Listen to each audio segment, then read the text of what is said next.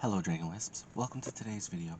Today we're going to be diving back into Dungeons & Dragons 3.5 edition, and we're going to be covering the Halfling, the last race in the 3.5 Player's Handbook base races.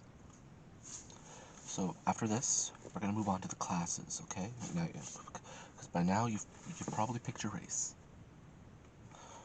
Anyway, so first and foremost, the Halflings have been represented in many different medias. You've got the hobbits, obviously,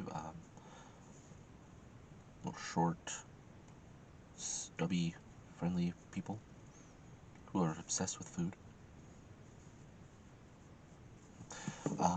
And you just got generalized halflings, which in a lot of games and stuff are always thieves, which I don't blame them for, because they're generally good. Like they're built to be thieves, just like the half orc is built to be a barbarian. I got a mark in my forehead. I don't know where it came from. Anyway, before I begin, I should have done this already, but don't forget to like the video and subscribe to the channel to become a Dragon Wisp if you haven't yet. And if you would like to support the channel more directly, you can feel free to go to the Patreon or shop listed in the description below. And the Discord channel is also going to be in the description below if you would like to come hang out, talk to some cool people. It's the best way to get a hold of me, and then of course play Dungeons & Dragons, which is going to be starting up pretty soon. I'm excited. Anyway, without further ado, back to the Halflings. The Dungeons & Dragons Halfling is more or less a curious, agile, intelligent,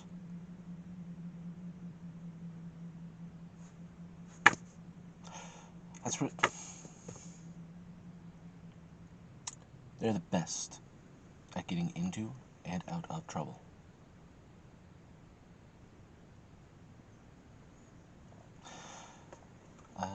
I do apologize if you hear any background noise.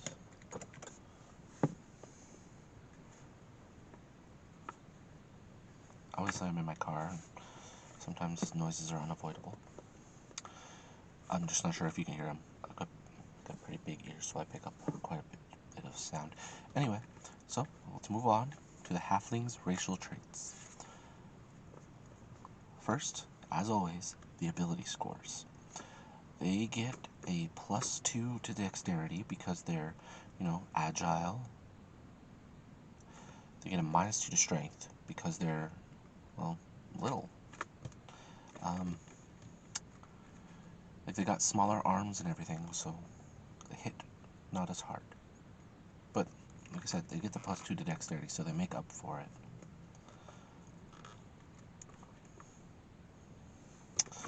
Their size is small, like the gnome, so obviously they gain certain bonuses, like a +1 size bonus to armor class, attack rolls, +4 size bonus on hide checks, but then of course there's the drawback of using smaller weapons, and not being able to carry as much. They can carry 3/4 the amount of a medium-sized character.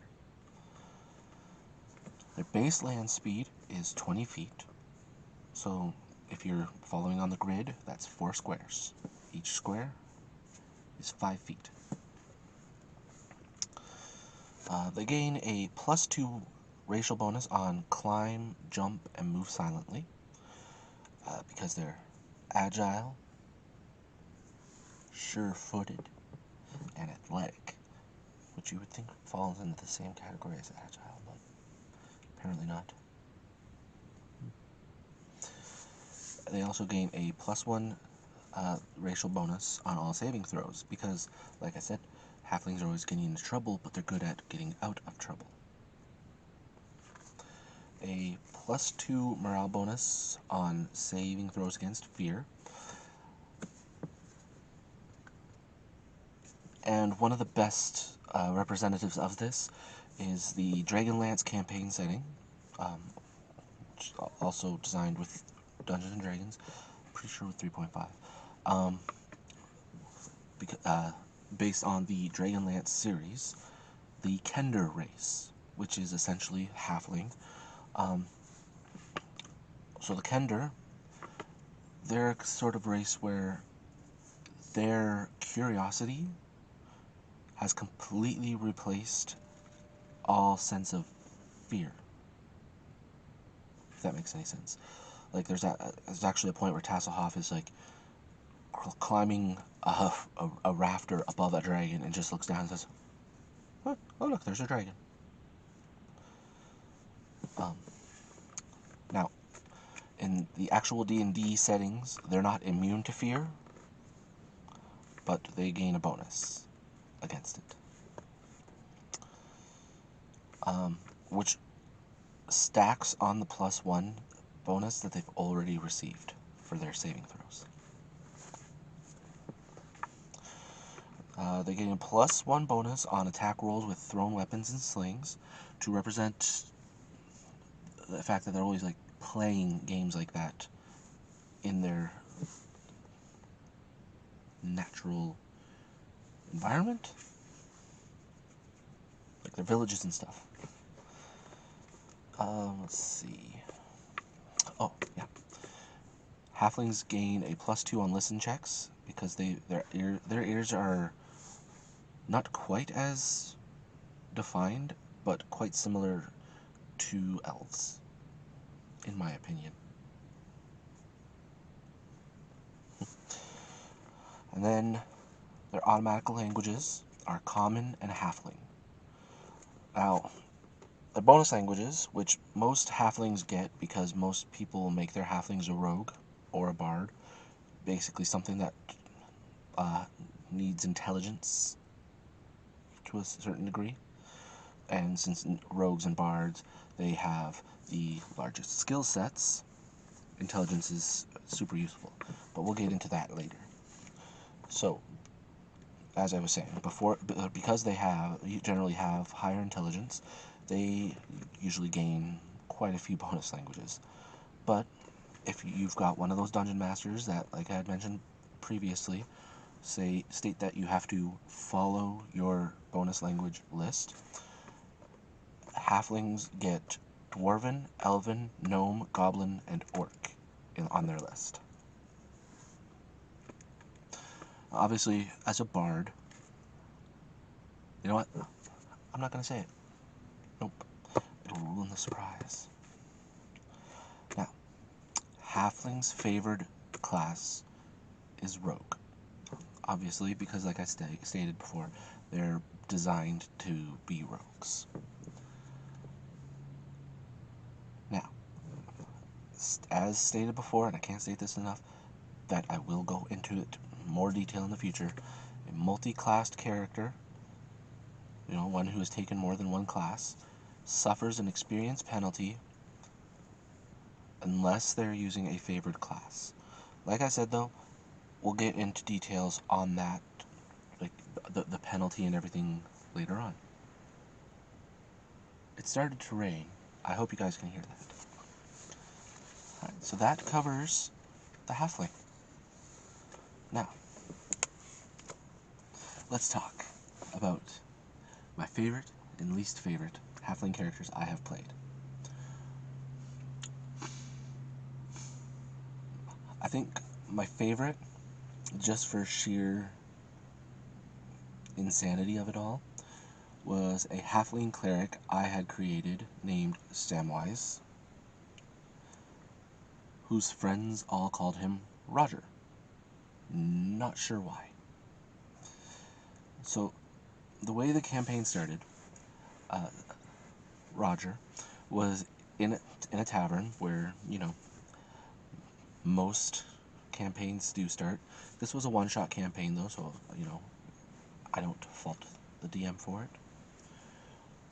Anyway, he was just in there trying to recruit party members, and one of the patrons of the tavern was a bugbear who insulted Roger's deity, who was Cord, by the way, god of strength. So, Roger said, let's take this outside. They got outside, and the bugbear had several friends hiding in nearby buildings. So, the rest of the players, seeking to assist the halfling, followed outside, and he said, if you want to participate, you can do something about his friends, but the bugbear is mine. And that halfling cleric took down a bugbear barbarian in one-on-one combat. One of the other players happened to be a bard who followed Roger everywhere. Unfortunately, this caused an issue, because when the guards showed up, Roger thought quickly, and, ashes to ashes, dust to dust, and whatnot. Oh, hello, guards. I just happen to be delivering the final rites to this poor, poor creature who has been slain in the street. Well, did you see who did it? I know not. And then the bard speaks up. But, Sir Roger, you slew this bugbear. I have it written in the chronicles that I have been writing about you.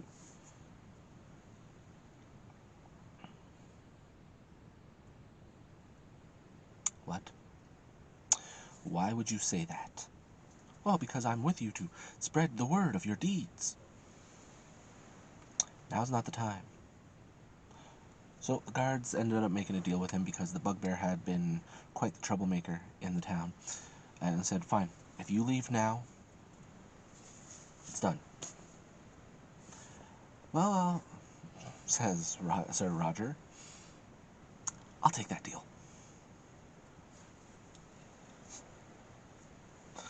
And that's honestly how I played the character out until the game came to an end.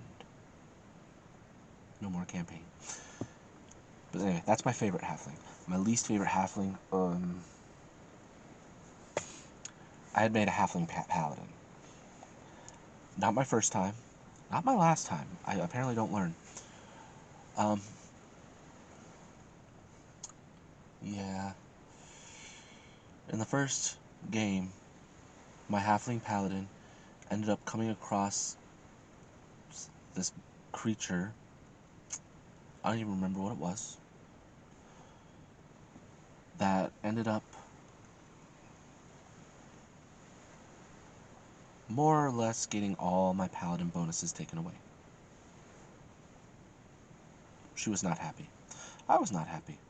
The rest of the players were not happy. The dungeon master quit playing. So, couldn't even redeem herself. It was over. That is my least favorite. I'm sorry it's not really an elaborate story like with Roger, Sam, Wise. But, alas. Least favorite characters have to get onto that list somehow, right?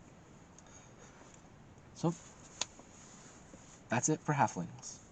Hope you enjoyed it, and thank you for joining me. So right about now, you should be getting the subscribe button up here. Latest video on the channel over here.